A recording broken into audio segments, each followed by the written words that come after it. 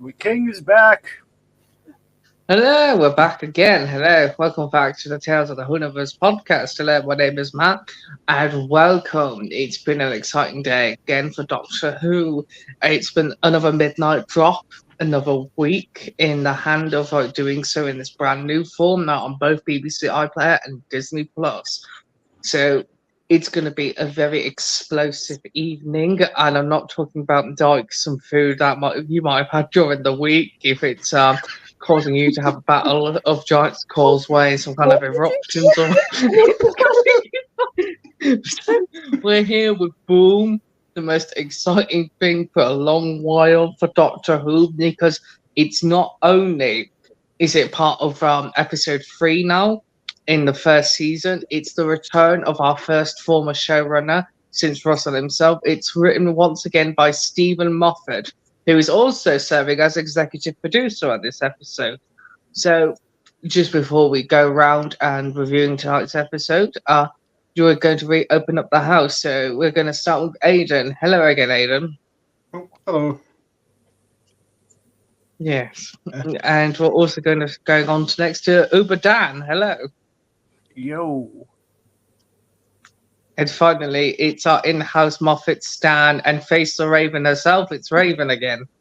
Yes, you'll hear so much of my Moffat love tonight. So, yes, I'm here representing. Yes. Sounds like it's fun. Because it's been such a big talked about return for Stephen, because he last appeared on Doctor Who. He had literally said goodbye to us all when he was writing the regeneration story for Peter Capaldi, which was handed off to the first female Doctor in Jodie Whittaker. And it's been, 2017 since he's last written for the TV side of Doctor Who. And since then, obviously, he had 2 Doctors in that story, and he kind of also regenerated the first Doctor again to match with part of the end of 10th Planet, 10th Planet to the start of part of the dark. I'm ever so sorry. I've slipped a time track because it's been a long day. My apologies on that one. This is the perks you get from me when I've literally fell asleep on the couch to watch Boom, to literally fall asleep again on the same couch to get ready to watch the episode on BBC One. So it's been a long day. But to introduce the opening thoughts about the episode, if you've got any positives about it, we're going to start with Aidan. We're going to start with you. What was your positive thoughts on Boom Boom? What? Well, where do I start? That's a question.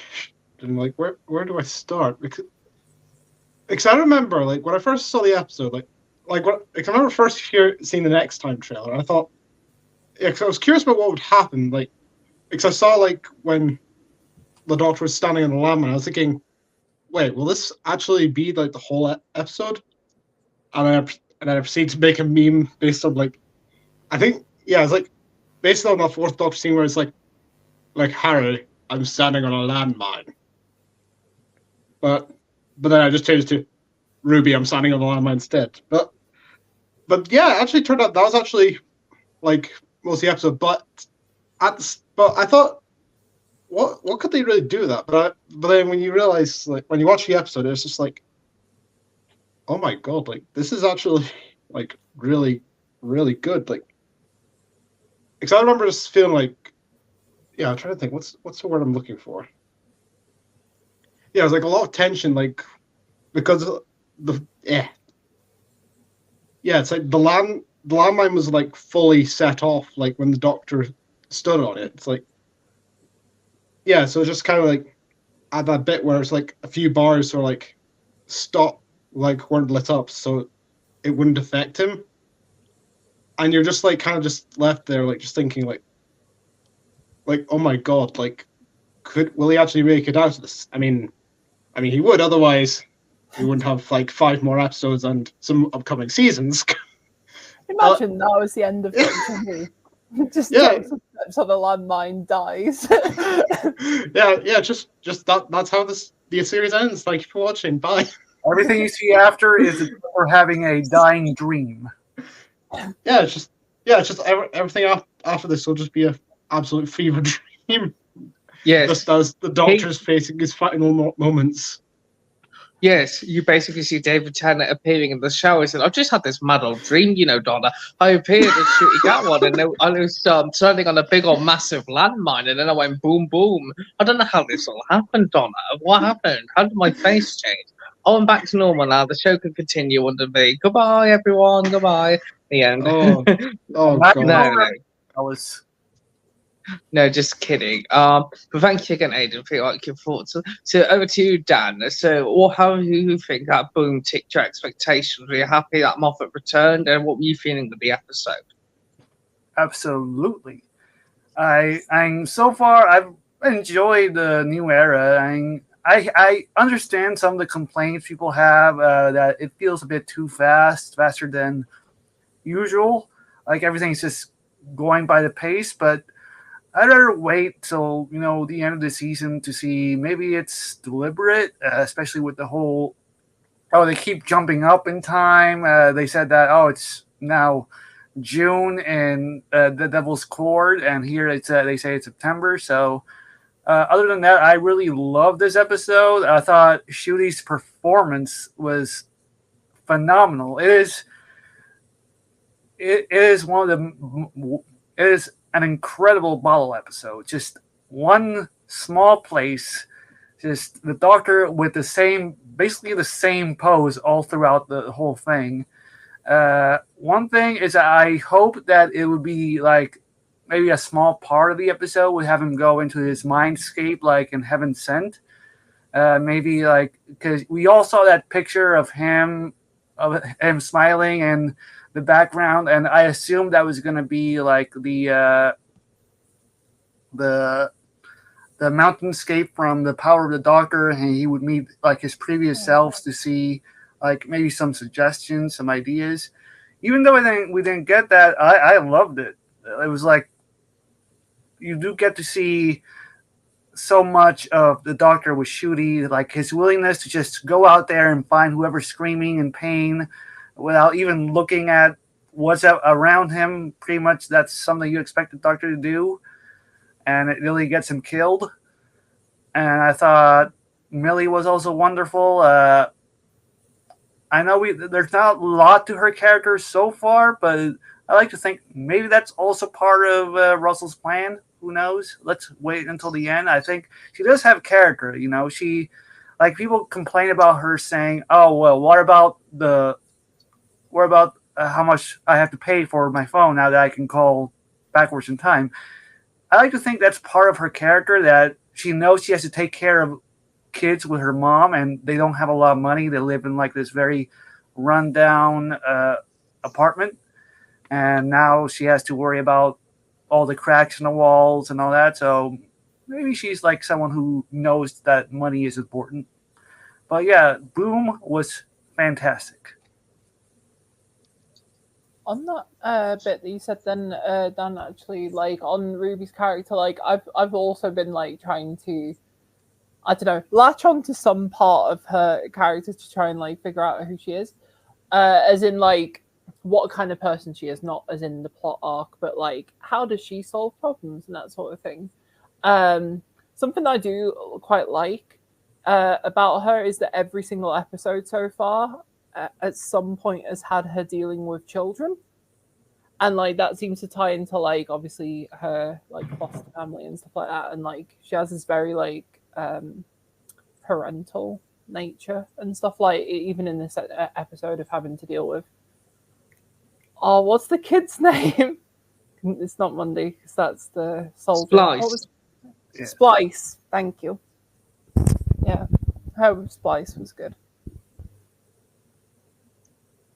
Yes, what an amazing episode though that has been. So for me, as you know, sometimes with Moffat, I've always found him he could be really wonderful when he's not burnt out. Like during series 7, I felt he was getting a little bit burnt out and a bit tired at the end of the Smiths run.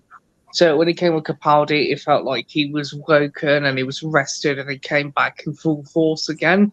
Because obviously, when you've had a 2-series split, but with this, in Boom, it feels after that long break that he's had since Twice, it feels Moffat is back on great form. He basically said this is a wonderful concept about what you could do if you take the one thing away from the Doctor, which he's been a bit vague on. And you know the one thing it is? It's to run. So you kept him standing in one spot for the entire episode. And like back with the 11th Doctor, absolutely hated sitting still in the Power of Three.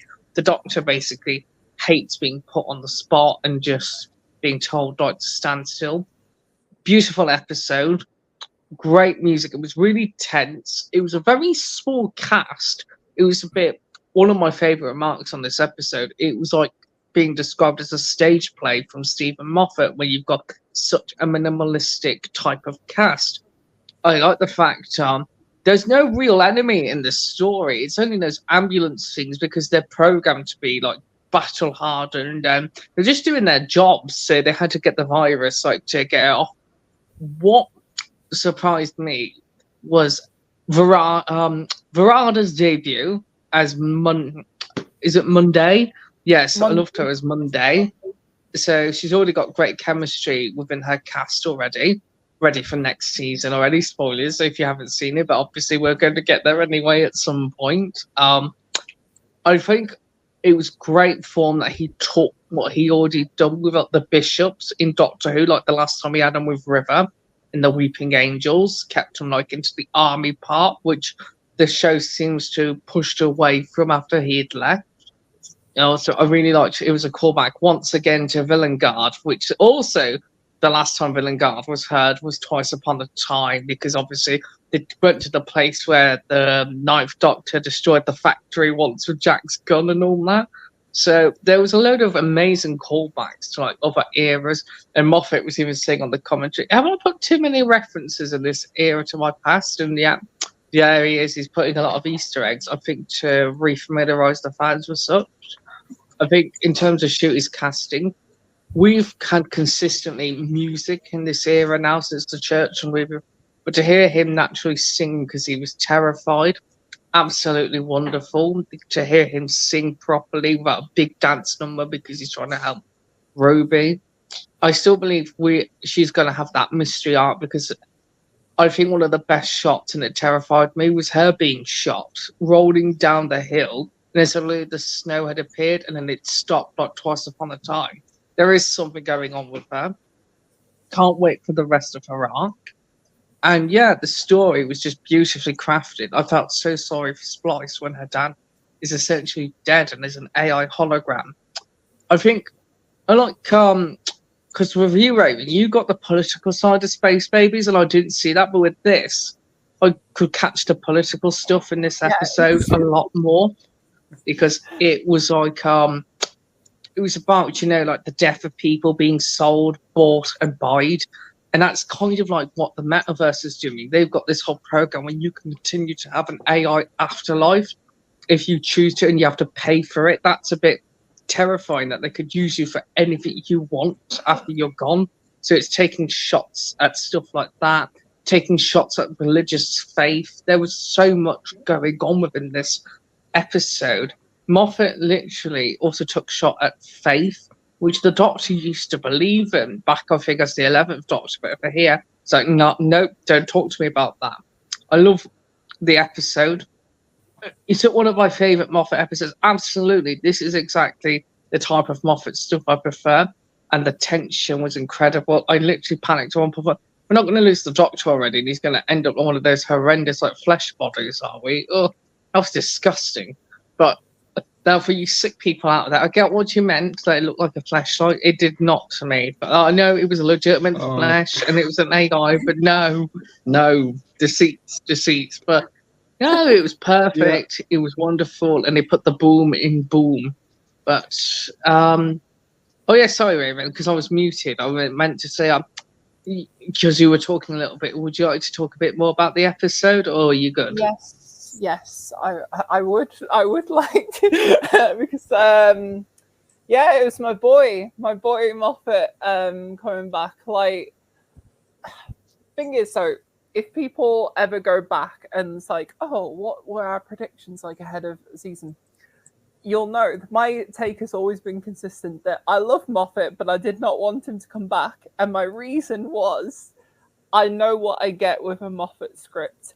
and I fucking maintain that now that I've seen it. Like I love Boom, but it's exactly what I expect from Moffat. Like it just felt like standard Moffat story. And I will get into the positives and stuff because I did actually like really, really enjoy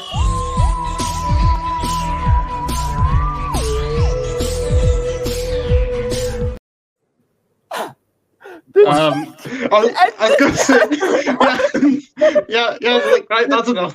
Thank you for watching. Right, that's enough of you. That's enough. That's all right. We're ending this episode early. Bye. Sorry, I hit the wrong button. I was literally listening to you, and I hit the wrong one again. I'm ever so sorry. Could you? We're gonna have to do edit again, aren't we? I mean, it isn't a Tales of the Whoniverse episode without something going wrong. Look, my hand was shaking, so I accidentally hit the wrong button. All right. Without Matt completely derailing my train. Yeah, so let's rewind. Let's take it back to Raven, like going about the whole Moffat stuff about what you're loving about this episode. Yeah, because basically, like, you know, for example, the moment that it was like the soldiers, like in the first scene, were saying, we haven't seen the Castarians. We believe that they're in the fog. I was like, right, so there are no Castarians. Then, like, I know how the guy writes. Like, you know the twist from the start. It's like, okay, they're just fighting themselves. Cool. But still, and like all of the world building and everything, like all of the callbacks were to things that Moffat has built over time. So there's a lot of, like, for example, the Doctor stealing the president's wife and the moon, and just like many things like Villain Garden, everything. So it was like Moffat getting to play again in his sandbox that he helped build, to just then tell the story that he wanted to tell. And again, like, I liked that it's the most serious, I think, that this era has been so far, in that I think he said before the episode came out, you know, it's not exactly a laugh a minute of, you know, you've got a war going on and the Doctor's stuck on a landmine. It's not exactly super jokey. But then you just get into consistent themes that were there throughout Moffat's Doctor Who, but so like refined down into, you know, the dude hates capitalism. So let's get a criticism of capitalism, the military-industrial complex, and it's forcing wars to sort of happen, or at least lengthening them out in order to make a profit, and how disgusting that is. And then the idea of people fighting for things, well, fighting wars for reasons that they don't really even understand, just blindly following things. And I like the line at the end, or near the end, where the Doctor says that he doesn't like faith, but he does need it. And there's a consistent theme in a lot of Moffat's work, like if you ever watched Inside Man as well, where he clearly has some... he has a complex relationship with, like, religion and stuff. So he clearly, like, is very critical of it, but it has a particular place in his heart. And yeah, I don't know, it really clicked for me. Basically, I really liked Boom, and the episode was just gorgeous. But also, I do want Doctor Who to do new things, and this isn't new, but also I can't complain. Like, I still loved it. So and the whole episode on the landmine, that's new. Yeah. But, like, I don't know. It's something that I would expect Moffat to do. You know what I mean? Like, it's like, I can imagine, for example, like a plot where it's like the Doctor can't speak for some reason. Like, that sounds like a Moffat, like, story. Like, how can the Doctor, like, the person who talks their way out of every situation, deal with a problem where they can't talk? And it's that kind of, like, thing where it's just like, how can we nerf the Doctor in some way? And that's the story. But so I really enjoyed it, but it was so Moffat. Like, you could swap out Shooty and Millie and put, like, 12 and Clara in this, and it would fit perfectly into like series 8 or 9, I think. Yes. Very rambly. Yes, I think personally, as I say, I can't fault anything with this episode because it just felt like it felt like Stephen had, as I say, in his mind, gone away. It's like he was picking up where he left off. Like I think that's why there's a lot of references here in this episode to like remind you that he's the old guy before Chibnall took over and obviously Russell come back. I think he's reminding you like where he's left off within his heart within the show. A bit like how Russell is reminding you where he left off within the show. But saying that, I think Shooting was written perfectly by him, same as Millie. They just got such a great dynamic together. This is exactly what you're expecting from Doctor Who this season. He's got the fun and the campness of the 80s and like more of the 60s, and then you've got the seriousness that falls along with New Who that we're expecting. But I'm going to say differently on this one tonight. Does anyone have any negatives? And if you don't, that is completely fine tonight because we could look at it completely different as a retrospective about a little bit about Moffat's other work. And are you excited for the Christmas special? So I'll start. Has anyone got any negatives about the episode for Boom? Oh, Daniel does. Go on, Daniel. I do have one negative, and that's when there's so much chaos happening. Splice just activates a hit thing, and she's just so happy, and everyone's about to die. It's like, what am I? She's like, does she not realize what's happening? I feel like, it doesn't bother me too much. It just. I feel like it could have been handled a little better because I feel like she should be aware. But I get what you mean, Daniel, on that one. But I think it's a little girl who's so heartbroken that she can't tell that her dad has just died, so she wants him to be alive no matter what. So by seeing the AI stuff, I think it just made Splice like shut down and was ignoring them because she couldn't accept it. That's basically like how I took it. It's like, if you've just seen somebody die in front of you, of course you want them to come back straight away. You just can't physically believe it. I feel like if she was a bit younger, then I think that would maybe help a bit. It was less that reaction, though. It was like, I took it in a different way, that it was more based on her faith and stuff. So, because she didn't... What Daniel, I think, saying, like, when she's looking at the old pictures of, like, when they went to see the antelopes and stuff like that, she's quite happy. She's not that, like, distraught. And I took that as she doesn't really see him as gone. She's not upset in the way as, like, the way that she processes, like, death and stuff is like, oh, her mother was taken away to heaven, and now, like, the same is true of her dad, but at least she still has the AI. So I don't know. She had a very weird. I think what I mean in that moment is like it's the bit when she keeps going for daddy, like I want me daddy and all that business. That is what I was taking it from. Okay. But as soon as it got to like those bits to say about her mum and like the dad, I thought, yeah. No, they couldn't quite handle it, but I just felt so sorry for her. She just lost him. And that's just like how your thought process like copes in that moment before she remembered like her faith and everything. Yeah, I mean, she was a great actress though. Yeah. Oh yeah. I think Moffat and Shoot like really knows how to cast kid actors like he's always done with like Doctor Who, and I think that's where it just comes naturally to them, or whoever the casting department like Vandy, like all the people behind the scenes. It always seems to be Moffat when he's got kids. They always seem to work really well with the Doctor actors, so they always know who to cast, and it just works so well. Especially the Flaming Space Babies when they just casted everyone so well for those parts. I love them. Those little babies. Ada, do you have any negatives about tonight's Boom, or are you good?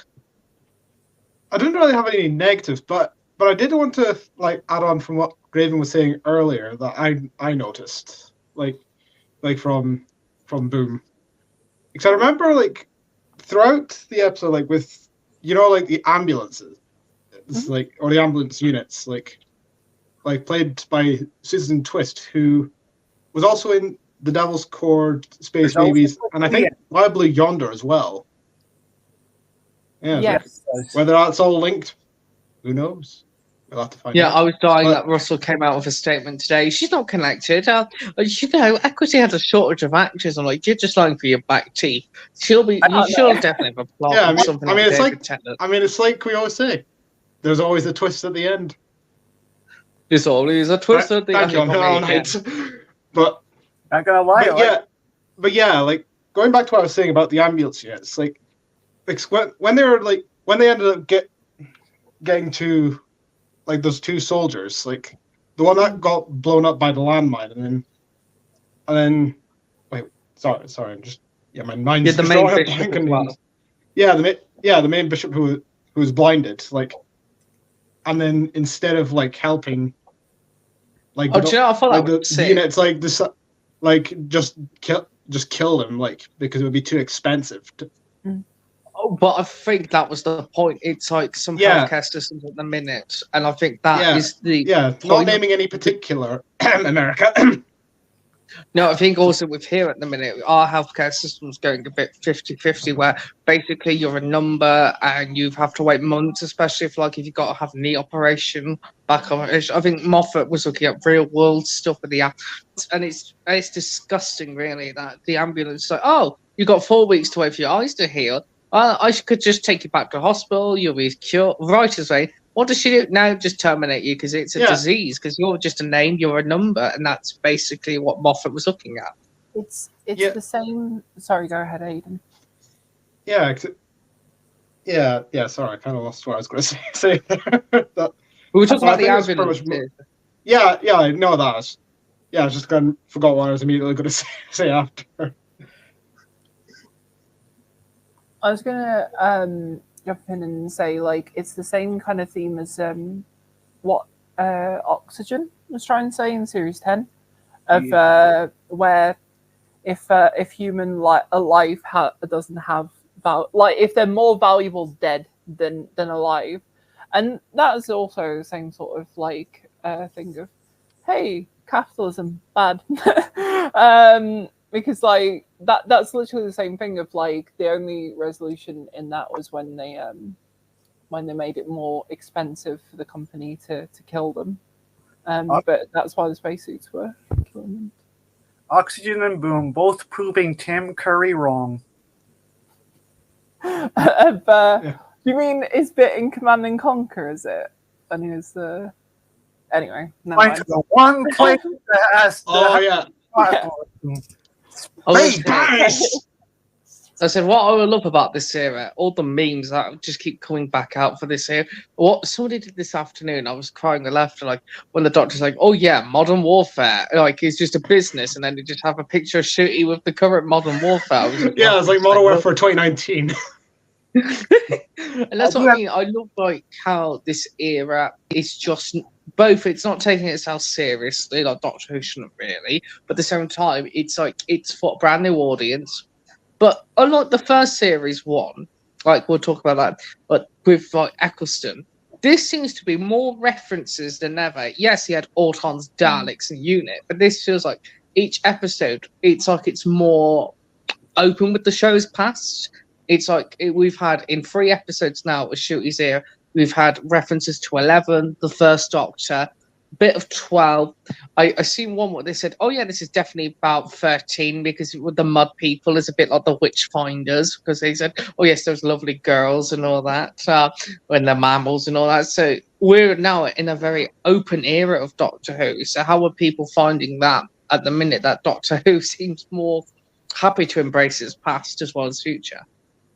I mean, it makes sense because the first, that was the season that was meant to bring back the show after being out of the air for 16 years. You gotta be not too open for new people, but you have to just be open enough for older fans.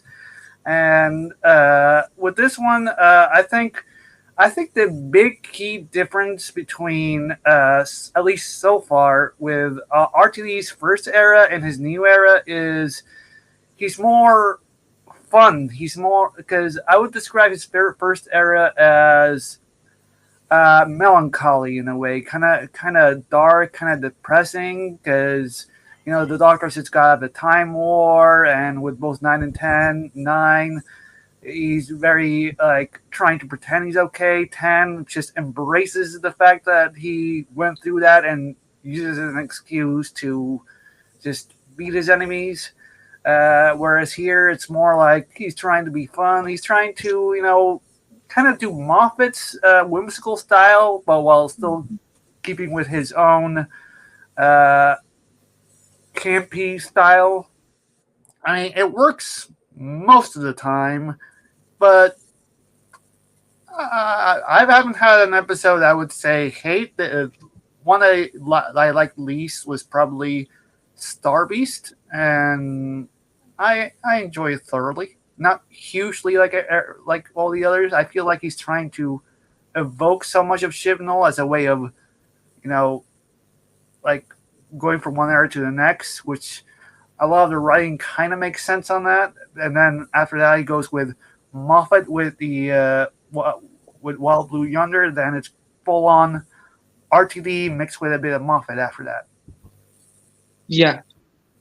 It felt a bit like he's doing a love letter to every era at the minute. That's what I'm seeing. Like, he's more open with classic right now. This is why Mel is literally going to be in the next 2 seasons.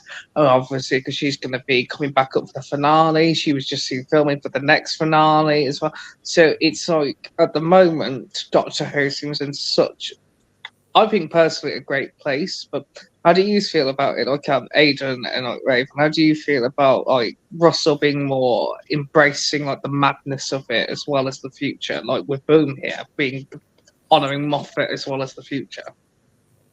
Yeah, because I'm personally like I really enjoy it. Like, I mean, especially if they reference 8. I mean, wait, what?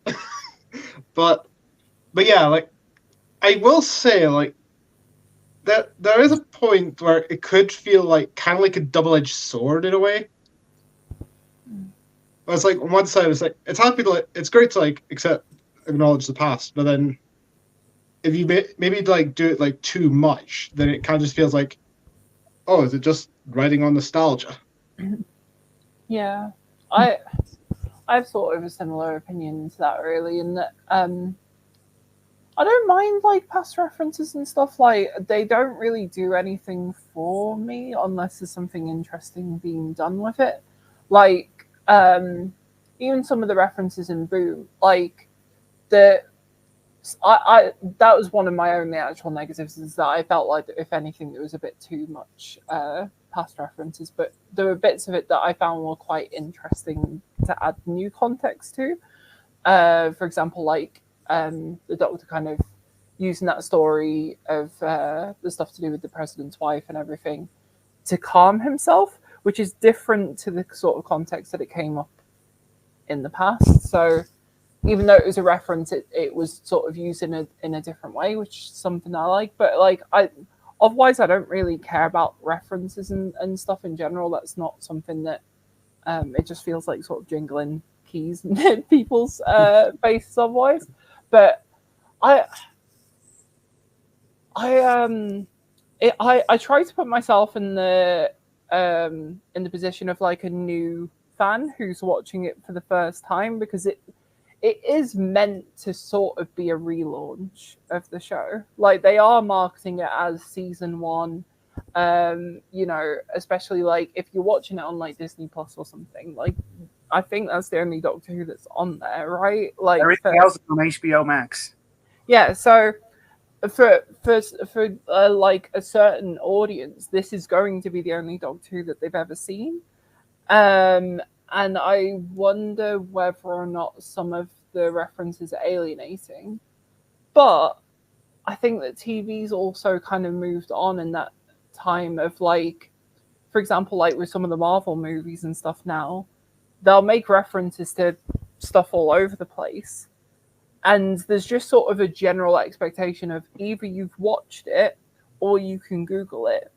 And like, I don't know, the criticism that used to be, that would have applied back in 2005 of like, hey, don't barrage audiences with stuff that they won't have seen, doesn't seem to be as much of a criticism in this day and age, with just shows in general, not just Doctor Who. So I don't know.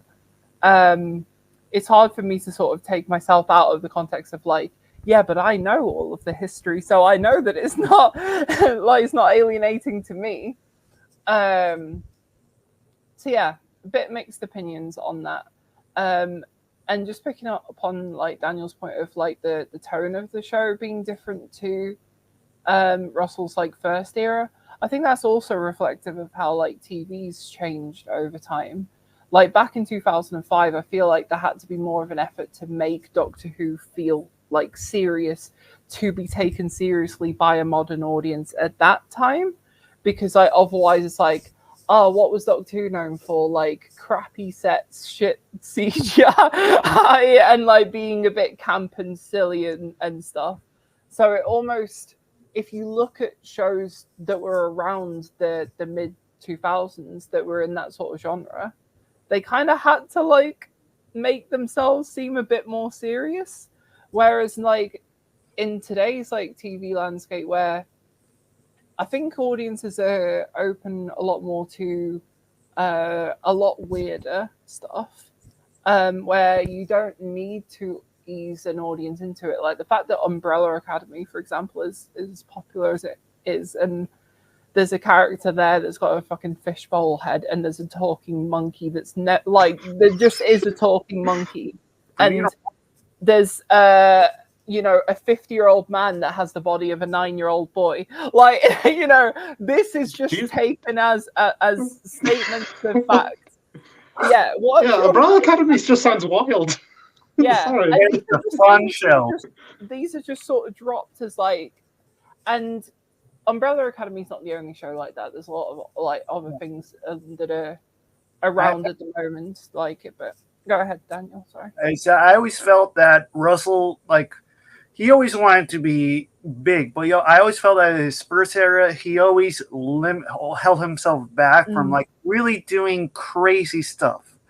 Yeah. And because he didn't want to alienate too many people, he didn't want to think, this is just too weird. Like every once in a while, he did something weird, like Love and Monsters, but that was only every once in a while. But after he left, with how, you know, really out there Moffat and Chibnall were, especially with how other franchises like the MCU, Umbrella Academy, and other, you know, big franchises that aren't afraid to go over like or show us like crazy concepts like a talking raccoon or a talking tree and make them one of the most loved characters ever. I think that's why R2D came back, because he finally realized I could be crazy and it'll be totally normal. And I always felt like maybe like his first era was affected by the post 9/11, post London bombings type, that like so many things were affected by. It's why we got so many of those torture porn horror films, or 24 being very open about torturing people and all that. It didn't go that far, but you could definitely tell he's trying to be really dark and serious. Well, yeah, like, you know, it's not a mistake that the first two-parter of the revival, yeah, it's basically a 9/11. It's about the Iraq War and whatnot, and you put that, like, you know, at that time, like, yeah, it was very angry, I feel, at the current state of things. Yeah, I think you're right. It's like Russell finally, like, Doctor Who's always been a show that's sort of very reflective of the time that it's made. Like, Moffat's Who is a very 2010s show. You know, like, Moffat's Who and Sherlock go very, very well together, almost as companion pieces of what TV was like at that time. And now it's just like TV has moved on, and Doctor Who kind of has more permission to be camp and ridiculous again. I'm from America, where we tend to have like over 20 episodes of certain shows a season. And, you know, people are always complaining that, that there's less episodes now. We want to go back to like the over 20. I used to be someone like that, but then I realized a lot of the time, like, I love the Flash TV show, but there are so many times you can tell they're like especially the 5th season with Cicada. Yeah, they keep making him like go away in the same way, coming up with the same plan, only for him to just run off. Yeah, this really did not need to be over 20 episodes. Yeah, I remember Yeah. watching those seasons of The I Flash. still And I just thought, enjoyed it, but it's Yeah. very noticeable. Yeah, it's like the whole quality over quantity kind of thing. Yeah. yeah, and that was the problem because a lot of the episodes, from my understanding, were also filmed out on a lively basis. That's why there was consistent breaks with like American TV, like American Horror Story. They like brought guest stars in, especially halfway through like the season when it was still being recorded. And I'm like, how do you have the time for this? How do you literally go through a 20 episode arc and then you start bringing guest stars in halfway through before the run is literally about to finish? I'm like, and they weren't even contracted to be a part of it until literally that week. So it's amazing, like that kind of television towards me for America. Yeah. Doctor Who could never do that. It changes too much. Could you have imagined it? 20 episodes of Doctor Who, and then halfway through, I don't know, let's throw in Carol Ann Ford halfway through, and then you're like, let's not care, we can't care about Susan at the minute. We're still about 15 episodes back at the moment. How are we going to fit her in? Unless every story was a two-parter, like no, you can't change sets every week for 20 episodes. Yeah. Maybe. You never know. You could do Big Finish, but not definitely the telly side. They got the volume on to use it on the on Boom. Now, we've still got a bit of time, so we've kind of finished like the review for Boom, but we're going to look at a bit different stuff just before we wrap. So we're going to look to the future. Say one thing real quick. I am yeah, sorry about that. So I am very appreciative of one way that Moffat attacked religion, which is the Americans' use of damn it, I forgot what it's called. Thoughts and prayers. We have it's the same here. I love how he just attacked that. It's the same here. It seems to be like a universal thing. Yeah. Yes. My thoughts and prayers to you. Thank you, Daniel, for that one. Thoughts and prayers. Just needed one last thing to say. Yes, amen. Now, as I was saying before I lost track, so what we're going to do is look a little bit to the future with the return of Stephen Moffat, who will be, surprise, surprise, he's back this Christmas. His first since he left Doctor Who on Twice Upon a Time. So how excited is everyone to see him back in the Christmas foray? Because obviously we have Nicola Coolidge, who's the star of Bridgerton, who's going to be one of the main guest cast. But at the moment, they're keeping it hushed. If Millie's going to be involved, we have to stay tuned on that one. So how do we feel that he's back under the Christmas special banner for Moffat? Very excited. I thought I heard rumors that it was going to be co-written with RTD, so I'm a little disappointed that they're not co-writing together.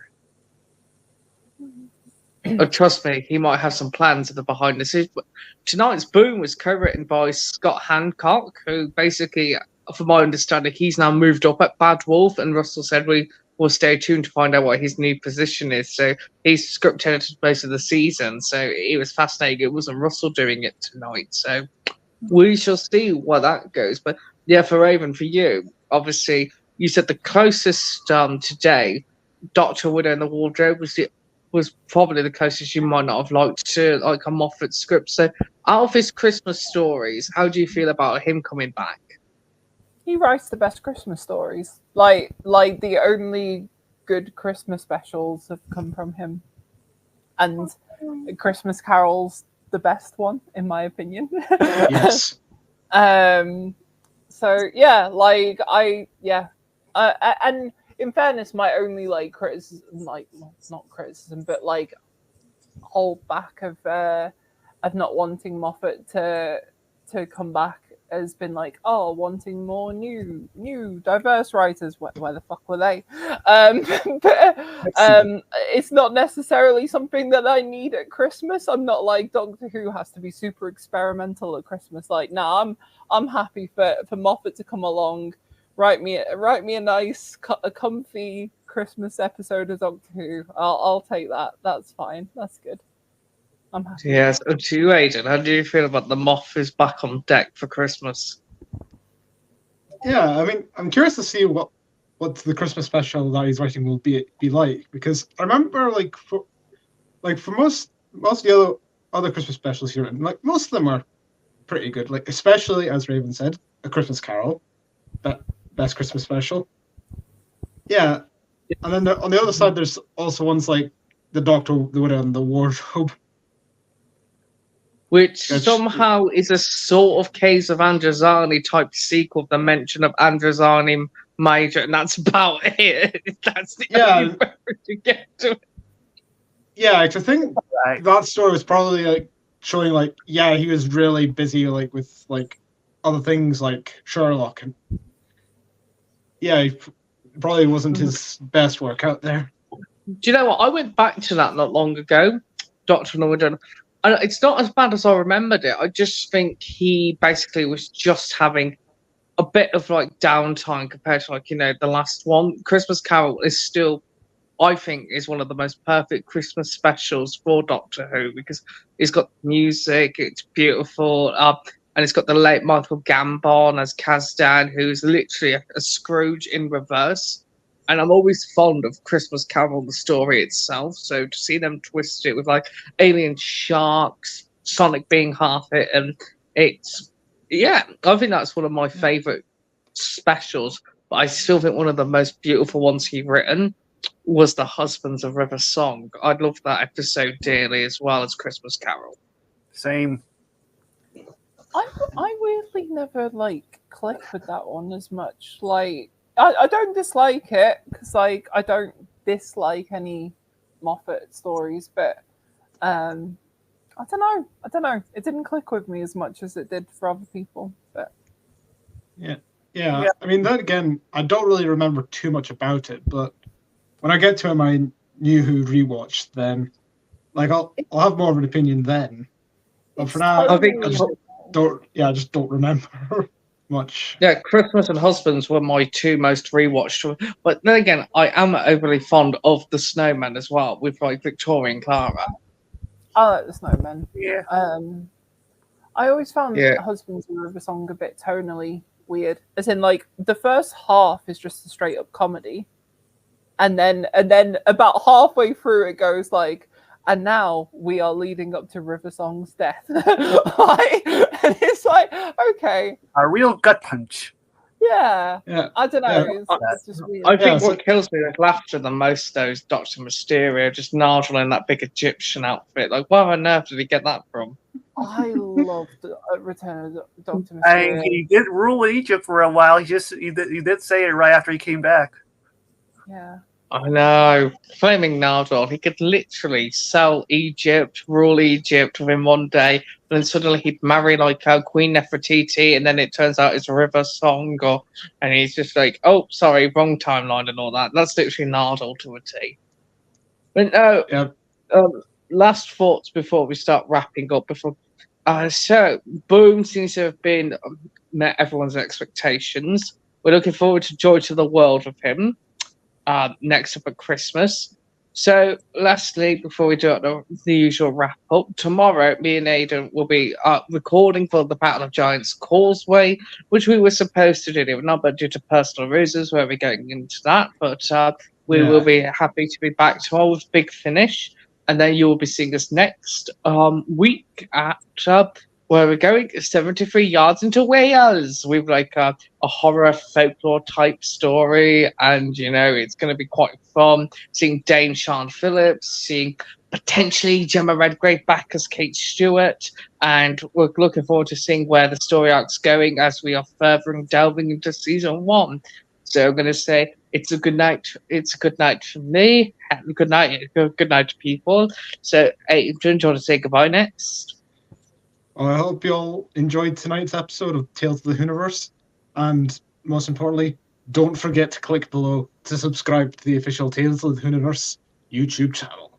And one more thing. Yes, Queen. Slay. That's become your trademark, hasn't it?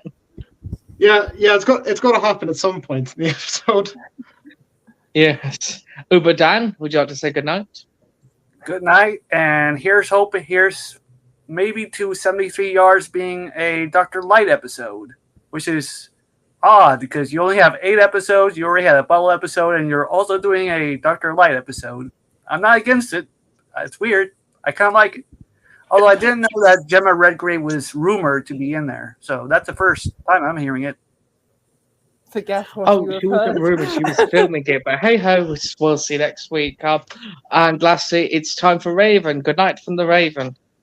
Goodbye. That's it. That's the goodbye. Good night. Right, good night, and thank you very much.